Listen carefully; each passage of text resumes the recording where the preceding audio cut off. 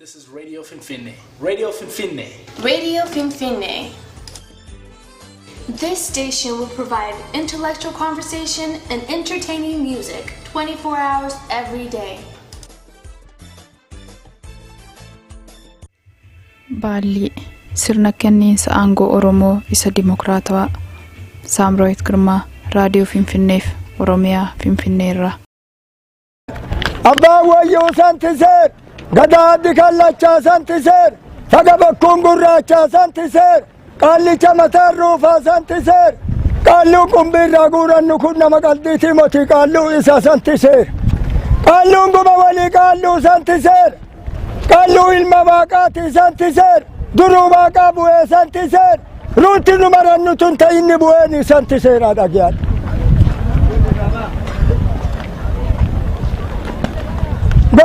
Gogeessa gumiin gogeessa waliin cifin walirraa ejjattuu dhageen waliin cittuu dhageen illeensi idduu simbayuu dhageen gogeessaan galtaa dhageen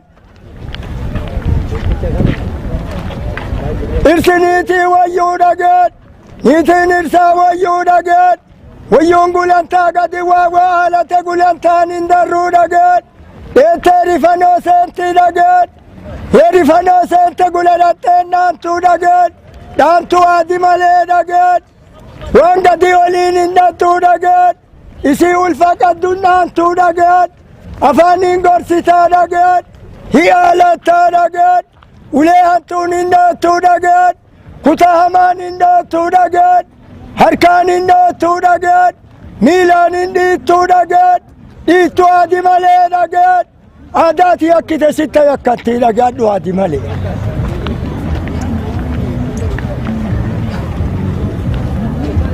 Gogeessa. Hangafi waaqaa lafaa dhageen wayyuu haadha abbaa dhageen haadha abbaan tarbaa dhageen tarbatti utaalanuu dhageen haadha abbaa ergaan didanuu dhageen haadha abbaa ishii jalanii dhageen Gaafa didde adi malee dhageen.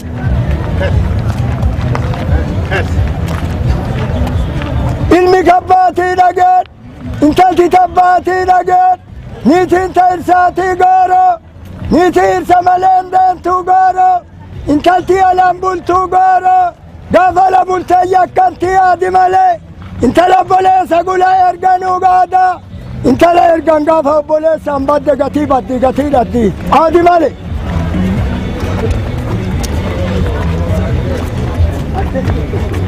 Ilma ifiin qajeelfatanii goora diqqaannaan gorsanii goora halkan rafuun dammassanii goora ibidda tuqi jedhanii ni goora yakkuu haalatanii goora diqqaanna gunnii coraatiin naananii aadima gooro dudda tugaatiin naananii goora dadhaba warra himatanii goora warra qajeelchaa goora hin gorsanii goora dadhaban gosaan ge'anii gooro Bachin gorsitii gooro gorsitee dadhabdii gooro dadhabduun naanti yaada dhaanaan dudda dhaananii horii isaa qalanii dhagayaan nama beeku kutaan hin naanuu dhagayadhu wallaala dhaanaa dhagayaan gaafa dadhabayya balbala torbatti koranii dhagayaan balbala torba gorsaa dhagayaan balbala torba dadhabe yaa naqanii gooro yaa gorsaa gooro saddet dhaananii gooro Salliitti irreeffatanii biraa deemanii dhagayadhu gooro.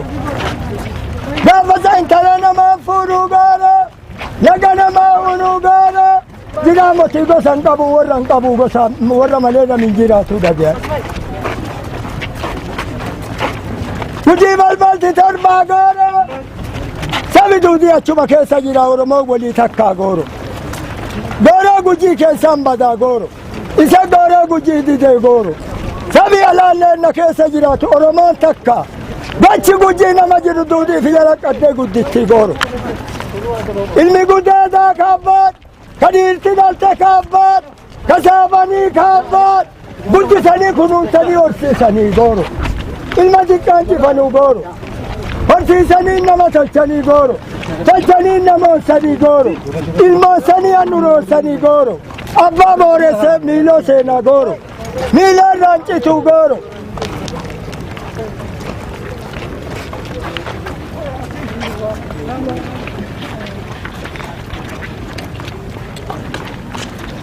ijoollee dadhabaa deemaa hafuura fudhadhu. Seeronni kunneen seerota dhiyeenya kana abbootii gadaa gujiitiin lallabamanii uummataaf iftoomanidha. Seeronni kunneenis kan lallabaman waggaa 8 wayita walharkaa fuudhinsi baallii taasifamutti. Akkuma beekamu marsaan gadaa tokko waggoota 40 kan qabu yoo ta'u keessoo isaatti caasaalee 5 waggaa 8 naanna'an qaba. Akkasumas marsaawwan gadaa 5 jechuunis muudana, halchisa, dhallana, harmuufaa fi roobaleetu jira. Haala kanaan dhiyeenya kana gadaa 15ffaan yeroo 74ffaaf harmuu fi dhallana irraa ardaa jilaa me'ee bokkootti baallii fudhateera. Me'ee bokkoon bakkee godina Gujii aanaa Anna Soorraatti argamuu fi sirni walharkaa fuudhinsi baallii itti adeemsifamudha. Abbootiin gadaa baallii kennan jechuunis warra sadarkaa baatutti ce'u kan fudhatan warra doorii. Akkasumas waggaa 8 booda kanneen fudhatan warra raabaa. Sirni walharkaa fuudhinsa baallii osoo hin adeemsifamiin dura guyyoota 28f waaree duraaf booda ba'uun seera ittiin bulmaataa lallabaa turan. Seerota lallabaman kan lallabu ammoo warra yuubaa yookiin erga aangoo kennanii waggaa 8 ol kan ta'anidha. Baallii walharkaa fuudhuuf torban tokko yommuu hafu abbootiin gadaa kunneen me'ee bokkootti godoo isaanii qophaa'e keessa taa'u. Achitti dubartoonni nyaata qopheessuuf, jiraattonni naannoichaa immoo gumaata geessanii kennuuf. Ganamaan jalqaba warri baallii kennu hiriiraan seela lallabaa gara muka jilaatti yaa'u. Ittaansuun warra amma baallii fudhatan dhumarrattis kanneen waggaa 8 booda baallicha fudhatan haala wal fakkaatuun hiriira galanii bokkuu yookaan eeboo isaanii qabatanii wayyaa aadaa wal fakkaataa kan godina Gujii uffatanii yaa'u. Haala kanaan yommuu lafa muka jilaa ga'an kophee baafatanii bokkuuf eeboo lafa naqatanii odaa jalatti walitti qabamu. Akka maanguddoo bagajaa gannaalee nuuf himanitti bakkeen odaa jila kan qulqullaa'aa waan ta'eef kopheedhaan seenanii xureessuun aadaa miti. Akkasumas akka aadaa Gujiitti bokkuuf eeboo bakka jilaas ta'e mana keessa fuudhanii hin galan. Yommuu abbootiin gadaa hiriiraan gara jilaatti yaa'an kallacha qaxxaamuruunis ta'e fuuldura deemuun dhorkaadha. Kunis kabaja abbootii gadaaf kennamu kan mul'isudha. Erga ardaa jilaatti seeronni lallabamanii booda qeexxalaa jedhanii wal ajaju. Kunis sirba aadaa akka sirbaniif ajaja kennuu akka ta'edha kan hubanne. Bu'uura kanaan seeronni dhimmoota hawaas dinagdee uummatichaa irratti xiyyeeffatan haala adabbii wajjin lallabamu. Seera sajjila jalatti lallabame hiriiraan yommuu dhufanii fi deebi'an lallabaa uummata biraan ga'u. Waaree boodas haaluma wal fakkaatuun seerri lallabamee uummata bira ga'a. Warra Gujii gosa 3 qabu. Hangafti uraaga, inni ittaanu maattii fi quxusuun hokkuu yoo ta'an abbootii gadaa kanneen kan hoogganuuf dura bu'ee dubbatu bakka bu'aa uraagaati. Bakka buutonni gosoota kanneenii lallabaan booda godoo isaaniif qophaa'e keessa taa'uun nyaataaf dhugaatii aadaa Oromoo Gujii sooratu. Uummannis akka humna isaatti kennaa adda addaa fidee kennuufiin eebba fudhata. Kun keessumaa wayita baallii walharkaa fuudhuuf torban tokko hafu kan raawwatamudha. Kanneen hunda egaa tibbana me'ee bokkootti raawwatamaa kan ture. Gaafa baallii fuudhan ganama warri baallii fudhatan godoo isaanii keessaa ba'uun gara warra aangoo kennanitti deemuun wal eebbisanii mijuu dhandhamanii baallii fudhatanii fardaan garmaamaa gara godoo isaaniitti deebi'u. Osoo gara godootti seenanii nyaataaf dhugaatii aadaa hin sooratiin dura fuuldura dhaabbatanii qeexxalanii ol seenu. Guyyaa sanas sirni gumaataa kennuu itti fufee oola. Uummannis gadaan gada harmuufa jechaa weelluu aadaa sirbaa gammachuusaa ibsataa oola. Abbootii gadaa baallii kennan keessaa bakka bu'aa gosa hokkuu kan turan abbaa gadaa Gambeelaa Barisoo akka jedhanitti yeroo aangoo isaaniitti seeronni lallabamanii turan hojiirra akka oolaniif hawaasa waliin hojjechaa turaniiru. Keessumaa aadaan uummatichaa osoo hin badiiniif hin dagatamiin dhalootatti akka darbuuf carraaqaa turaniiru. Gaafa abbaa gadaa Gambeelaa dubbisne baallii kennuuf guyyaa tokkotu isaan hafee ture. Kana ilaalchisuunis waan itti dhaga'amu gaafannee akka ibsanitti gammachuudhaan baallii kan dabarsan ta'uu fi kun aadaa abbootii irraa darbeedhaan deemee isaan bira ga'e waan ta'eef mufii tokkollee akka hin qabne dubbatu. Hanga isaan beekanittis abbaan gadaa wayita baallii kennu mufatee isaan akka hin mudannee fi hundumtuu kabajaa fi gammachuudhaan baallii kennuu gara sadarkaa taanutti ce'aa turuu dubbatu. Abbootiin gadaa amma baallii fuudhanis quuqamaan uummata tajaajiluuf aadaa boonsaa uummatichaa itti fufsiisuu akka qaban akkasumas hawaasni seerota lallabaman hojiitti hiikuudhaan abbootii gadaa waliin akka hojjetu dhaamu.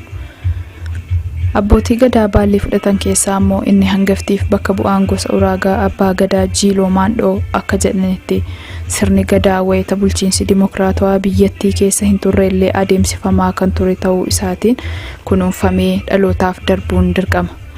Kanaaf ammoo ga'een abbootii gadaa olaanaa waan ta'eef ciminaan hojjechuutu irraa eegama. Seeronni lallabaman haalaan hojiirra akka oolaniif hojjechuun dirqama isaati. Isaanis mana koo, maatii koo, gosa koo, aantii koo osoo hin jedhiin amanamummaa guddaadhaan hawaasa tajaajiluuf qophii ta'uu isaanii eeru. Keessumaa haala kamiinuu ta'u aadaa uummatichaa qarshiitti osoo hin jijjiirin akka hojjetan uummataaf abbootii taayitaa fuulduratti waadaa seenu. Sirni gadaa uummata Oromoo biratti qofaa osoo hin taane akkuma biyyattuu sirna bakka guddaa qabuuf fakkeenya dimokiraasii ta'edha.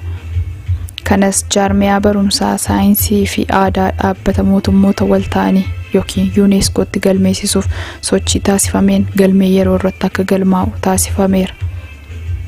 Walgahii dhaabbatichaa hagayya dhufu Finfinneetti taa'amu irratti dhaabbiidhaan akka galmaa'uuf ammoo gamanumaa qophiin taasifamaa jira. Walumaa galatti sirni aangoo walharkaa fuudhiinsa Oromoo daran dimokiraatawaa ta'uu irra darbee muuxannoon hedduu kan irraa argamu ta'uu isaatiin dhalataan Oromoo kamuu ta'ee qaamoleen dhimmichi ilaallatu kunuunsuu fi dhalootatti dabarsuun dirqama lammummaa baachuu qabu.